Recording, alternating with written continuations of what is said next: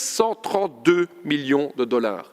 Le budget militaire américain, à lui tout seul, est plus gros que les 10 pays qui suivent par après. Je vous pose la question, qui est un danger pour la paix dans le monde?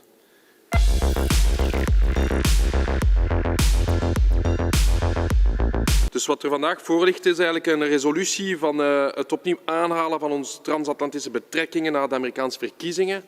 En de vraag dat ons gesteld wordt is, heeft België er belang bij om vandaag om samen te binden met de Verenigde Staten van Amerika?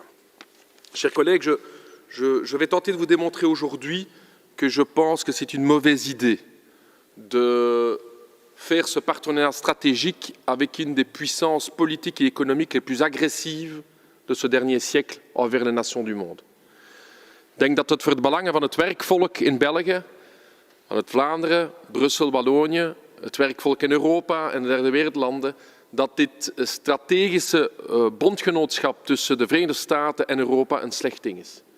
Ik denk dat Europa er geen één belang heeft om samen te spannen met een van de gevaarlijkste wereldmachten in de wereld, dat de Verenigde Staten zijn. Et je veux vraiment vous le démontrer parce qu'aujourd'hui, les tensions économiques dans le monde sont dangereuses. Elles sont dangereuses, pourquoi? Parce que pour la première fois depuis 1945, une puissance économique ultra dominante comme les États-Unis vont être dépassées économiquement par d'autres puissances, notamment la Chine. Comment réagit une puissance impérialiste quand elle se fait dépasser? Et c'est l'expérience du dernier siècle qui nous le montre. Elle réagit par la guerre. Elle réagit par la guerre parce que l'armement est une supériorité qui est utilisée vers les autres nations pour pouvoir régler les conflits économiques. Or, les États-Unis d'Amérique ont une longue tradition d'intervention dans les affaires intérieures d'autres pays. Je vous rappelle, chers collègues, que la Charte des Nations Unies est très très claire. Après 1945, il y avait une sorte de pacte entre les nations de dire on ne va pas se mêler des affaires intérieures des autres nations. Dat was de basis van het einde van de Tweede Wereldoorlog. De lessen die getrokken waren, is dat geen één land, zelfs niet grootmachten, geen recht hadden om tussen te komen in de binnenlandse zaken van andere landen.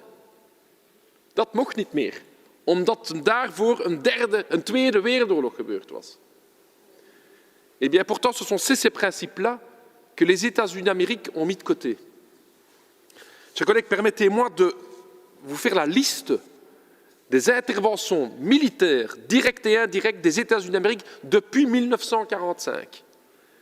Les États-Unis, l'impérialisme américain, sont intervenus en Chine en 1945-1946, en Syrie en 1949, in Korea 1950-1953, in China 1950-1953, en Iran en 1953, au Guatemala en 1954, au Tibet entre 1955 et 1970, en Indonésie en 1958, la baie des Cochons à Cuba 1959, en République démocratique du Congo entre 1960 et 1965, en République dominicaine en 1961, in Vietnam 10 jaar 61-73, in Brazilië 64, in de Republiek of Congo 64, in Guatemala weer eens 64, in Laos 64 tot 73, en République dominicaine 65-66. Je n'ai pas encore fini, chers collègues. L'impérialisme américain est intervenu aussi en Pérou en 1965, en Grèce en 1967, au Guatemala à nouveau en 67, au Cambodge 69, au Chili avec la démission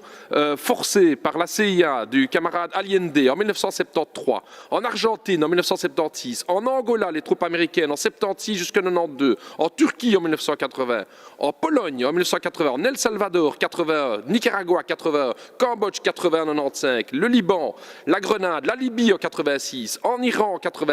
Les États-Unis d'Amérique sont intervenus en Libye en 89, aux Philippines en 89, au Panama en 1990, en Irak en 1991, en Somalie entre 92 en 94. De Verenigde Staten van Amerika zijn tussengekomen in Bosnië in 95, in Irak weer eens in 92 tot 96, in Sudan in 98, Afghanistan 98, Joegoslavië in 99, Afghanistan in 2001. Les États-Unis d'Amérique sont encore intervenus en Irak entre 2002 et 2003, en Somalie en 2006-2007, en Iran entre 2005 et aujourd'hui, en Libye en 2011 et au Venezuela en 2019. Qu'est-ce qu'on a à dire à ça, chers collègues? Qu'est-ce qu'on peut dire qu'une puissance aussi dominante au niveau du monde est intervenue dans tous ces pays? Quel intérêt avons-nous, la Belgique, avons-nous, les peuples européens, de se lier stratégiquement avec une puissance aussi dominante? Ik spreek hier ook over vrede. Vrede in de wereld. Vrede in de wereld. Ik heb hier al de interventies gehad. Om die interventies te doen hebben de Verenigde Staten van Amerika een van de grootste militaire budgetten van de wereld. $732 miljoen aan investeringen in wapens en een leger. 732 millions de dollars. Le budget militaire américain, à lui tout seul, est plus gros que les 10 pays qui suivent par après. Le budget militaire de la Chine, de l'Inde, de la Russie, de l'Arabie saoudite, de la France, de l'Allemagne, de la Grande-Bretagne, du Japon, de la Corée du Sud et du Brésil, ensemble, représentent moins de dépenses militaires américaines, militaires que les États-Unis d'Amérique. Je vous pose la question, qui est un danger pour la paix dans le monde? Wie is een gevaar voor vrede in de wereld? Dat zijn de Verenigde Staten van Amerika, het imperialisme van Amerika, die met zo'n militair budget overal tussenkomt waar het wilt. Je vous rappelle, chers collègues, que l'intervention des États-Unis d'Amérique en Irak et l'embargo qui a suivi a coûté la vie à 1,5 million d'Irakiens. Comment pouvons-nous encore avoir un partenariat stratégique avec une puissance qui est responsable de la mort d'1,5 million de travailleurs et d'enfants irakiens? C'est ça la question. Pour le quart de la moitié de ce qui réaliserait d'autres puissances dans le monde, on appellerait à des sanctions, c'est scandaleux. Et ici, on se tait. Ici, on se tait, parce que ce sont les États-Unis d'Amérique, parce qu'on laisse faire. On parle ici de multilatéralisme, du besoin de multilatéralisme dans le monde. Mais où est le multilatéralisme des États-Unis d'Amérique? Waar is het multilatéralisme? De Verenigde Staten hebben heel veel teksten niet onderschreven. Het Statuut van Rome, internationaal strafhof, niet ondertekend. Conventie voor de rechten van het kind, Verenigde Staten, niet ondertekend. Conventie over the law of the sea, het zeerecht, niet ondertekend. Conventie tegen dwangarbeid, Verenigde Staten, niet ondertekend. Conventie over vrijheid van vereniging en bescherming van die vrijheid, niet ondertekend. Het Kyoto-protocol, niet ondertekend. Comprehensive Test Ban Treaty, tegen de testen van kernwapens, niet ondertekend.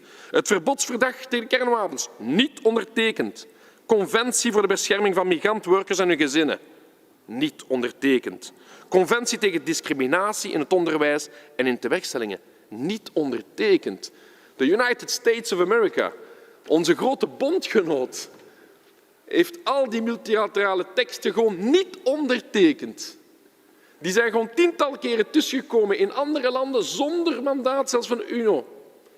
Geen probleem. Pourquoi? Pourquoi, chers collègues, devons-nous garder ce partenariat stratégique? Et pour nos peuples à nous, et pour les peuples du tiers-monde, nous n'avons aucun intérêt à ce partenariat stratégique. Alors on va me dire, ouais, mais ce sont nos normes et nos valeurs communes. La résolution ici commence par nos normes et nos valeurs communes. C'est quoi les normes et les valeurs communes des United States of America? C'est quoi nos valeurs communes? C'est Guantanamo? La torture officialisée dans un centre de détention comme Guantanamo, c'est ça les normes communes? Sur l'île de Cuba d'ailleurs, au mépris de l'indépendance territoriale cubaine. Vous imaginez donc ce centre de Guantanamo se retrouve sur l'île de Cuba, alors que Cuba n'a rien à dire sur le sujet. Madame Jadin souhaite pouvoir prendre la parole, Monsieur Lebaud. Avec un grand plaisir, Madame la Présidente. Je sens que mon collègue communiste se met littéralement en rage. J'aurais préféré que vous participiez au débat en commission et vous auriez entendu. J'aurais aussi préféré que vous écoutiez mon intervention pour bien comprendre qu'il n'y a pas qu'un revers de la médaille, mais il y en a plusieurs. Il n'y a pas qu'une facette de la coopération, mais il y en a plusieurs. tout comme nous le faisons ailleurs avec d'autres pays. Quand nous condamnons la violence, quand nous condamnons la violence des droits fondamentaux, nous le disons aussi, c'est le propre de la diplomatie. Je peux juste demander, alors, si vous avez autant de critiques à leur partager sur les États-Unis, pourquoi on n'a jamais pris une sanction envers les États-Unis? Pour ceux qui voient la vidéo, les mouches sont en train de voler dans l'Assemblée. Et c'est ça la question. C'est ça la question. C'est que malgré les bombardements, malgré 1,5 million de morts irakiens, malgré la non-reconnaissance de tout ce qui se passe en Palestine et l'abandon par l'administration Biden de Palestine, jamais l'Europe va prendre la moitié du quart d'une sanction que les États-Unis d'Amérique. Par contre, toutes les autres nations du monde, là, il n'y a pas de problème, boum, boum, boum, etc. C'est ça le problème des 2 poids 2 mesures. Et votre résolution, elle parle effectivement d'un partenaire stratégique. J'ai parlé des normes communes. Les États-Unis d'Amérique ont 2,2 millions d'Américains dans leurs prisons. 2,2 millions d'Américains sont en prison. C'est ça les normes communes. 4,5% de l'humanité est américaine. Mais 22% de la population carcérale dans le monde se trouve aux États-Unis d'Amérique. C'est ça les normes communes. C'est ça les fameuses normes communes qu'on parle avec les États-Unis d'Amérique. Le nucléaire, l'armement nucléaire. L'administration Biden annonce un remplacement de l'ensemble de l'arsenal nucléaire américain à hauteur de 1,7 milliard de dollars. Où est le danger pour le monde? Les relations entre États. Permettez-moi quand même de parler des relations entre États. Il y a 3 semaines, enfin, il y a qu'à 5-6 semaines, tout le monde parlait ici d'un hacking. On n'avait aucune preuve, mais ça venait de la Chine. Les Chinois avaient hacké le Parlement européen. Oh, tout le monde en parlait, c'était bras-le-bas de combat. Mais que font les États-Unis d'Amérique? Les États-Unis d'Amérique, tout simplement, ils mettent sous écoute téléphonique officiellement nos premiers ministres. Madame Merkel, toutes ces conversations, via le Danemark, la NSA américaine, met l'ensemble de nos premiers ministres sous écoute. Que fait l'Europe? Rien du tout, non, sorry, on va essayer de parler pas trop vite la prochaine fois au téléphone, comme ça vous entendrez mieux nos conversations.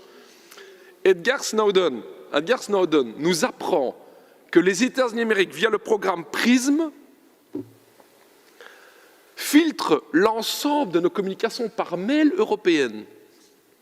Tous nos mails, que vous envoyez ici les uns les autres, hop, ça passe par les États-Unis, hop, ça revient, c'est filtré. Et on dit rien. Pourquoi? Parce que c'est les États-Unis d'Amérique.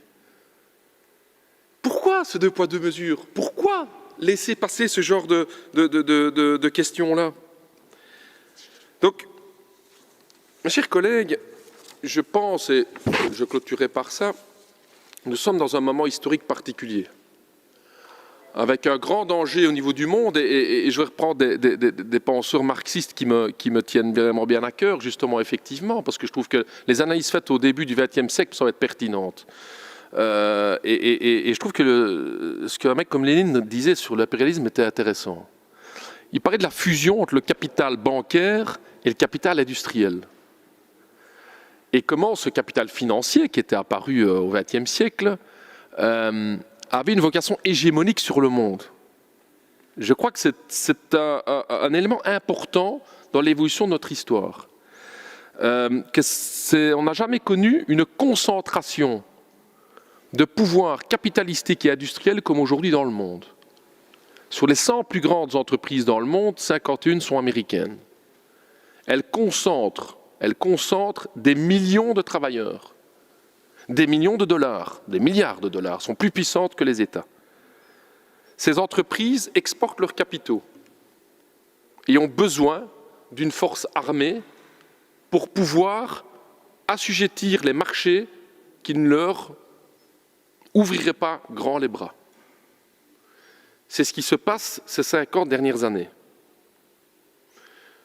Aujourd'hui, vu la crise économique mondiale, vu les tensions entre grandes puissances, je pense qu'il y a un enjeu stratégique pour l'Europe et pour la Belgique de tendre la main à toutes les puissances du monde. Les États-Unis d'Amérique vont nous mener dans une guerre d'abord froide et puis chaude. Lors du dernier sommet de l'OTAN, donc ce n'est pas de la théorie ici que je parle, M. Biden nous a demandé, nous la Belgique, de le suivre dans cette guerre froide contre la Chine, en déclarant que la Chine est un rival systémique. Moi, je ne suis pas d'accord avec ça. Je ne suis pas d'accord avec ça. Je pense que nous aurions tout intérêt, et j'entends les débats de la majorité, Mme Jadin, vous avez raison, nous avons tout intérêt à tendre la main à toutes les nations du monde. Wat heeft de NATO nu te maken met China? NATO, c'est l'Atlantique, dat is een Atlantische Oceaan. Sinds wanneer, beste collega's, is China aan de Atlantische Oceaan? Non, franchement, moi je pensais que l'OTAN, c'était pour les transactions, c'était une coalition transatlantique, c'était l'Atlantique, quoi. Et là, depuis que Biden est au pouvoir, je découvre que la Chine se trouve sur les bords de l'Atlantique. C'est quand même incroyable. Et donc, la France, et j'espère que la Belgique ne suivra pas, envoie des bateaux militaires américains, français en opération avec les Américains en mer de Chine. Mais qu'est-ce que l'Europe va aller foutre en mer de Chine? Vous imaginez que devant la mer du Nord, les Chinois commencent à parader avec leurs porte-avions? On fait quoi là? Je veux dire, c'est quoi ce nouvel ordre mondial qu'on est en train de faire là maintenant? Donc le danger de guerre est grand. Pourquoi? Parce qu'il y a crise économique. Une superpuissance comme les États-Unis d'Amérique n'acceptera pas de laisser tomber son hégémonie mondiale.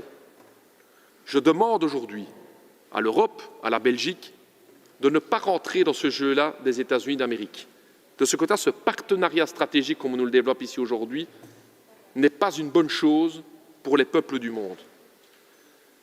Dat is ook een van de redenen waarom dat de vredesbeweging stilletjes aan actiever en actiever wordt.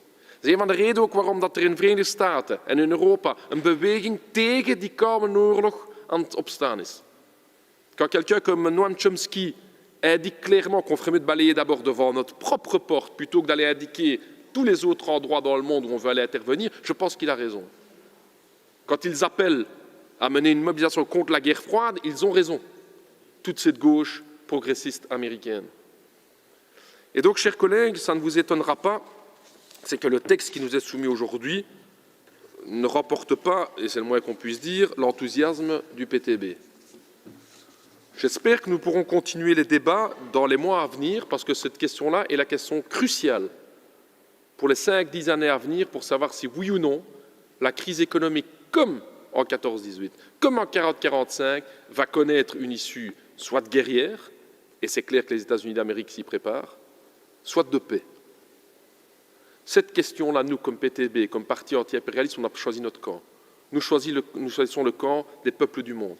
Nous choisissons le camp des peuples du tiers-monde qui souffrent aujourd'hui sous la domination de ces multinationales américaines et européennes. Nous choisissons le camp de cette mobilisation des peuples du monde pour la paix. Parce que dans la guerre, il n'y a qu'une seule puissance qui peut en profiter, c'est celle du business. C'est celle des vendeurs d'armes. C'est les fameux Lockheed Martin. C'est toutes ces sociétés qui se font du fric et du fric et du fric pour armer de plus en plus la puissance impérialiste américaine aujourd'hui. Donc nous voterons contre ce texte, chers collègues. Nous voterons contre toutes les initiatives de jonctionner complètement l'Europe avec les États-Unis d'Amérique. Et nous espérons que l'Europe pourra jouer un rôle de paix et pas un rôle de défense de ses propres intérêts géostratégiques basés sur le business. Nous, on ne veut pas rouler pour les Philips, on ne veut pas rouler pour les multinationales américaines, pour les Volvo et tout et quanti, les Renault et compagnie. Ce qu'on veut pour nous, c'est de rouler pour les peuples du monde, pour les travailleurs. Et les travailleurs n'ont pas intérêt à ces guerres inter-impérialistes. Les travailleurs ont intérêt à la paix et à les avancées sociales.